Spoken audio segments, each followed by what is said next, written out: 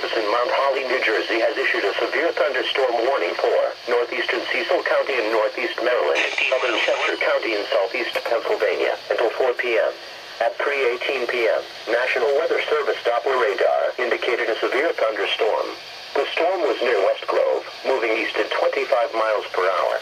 This storm is capable of producing damaging winds in excess of 60 miles per hour. The severe thunderstorm will be near West Grove and Kendallsville around 3:30 p.m., Ladenburg around 3:35 p.m., Kennett Square in Downingtown around 3:45 p.m., Marshallton and Downingtown around 3:50 p.m. Very heavy rain will also occur with this severe thunderstorm, which could flood low-lying areas quickly and cover roads with water.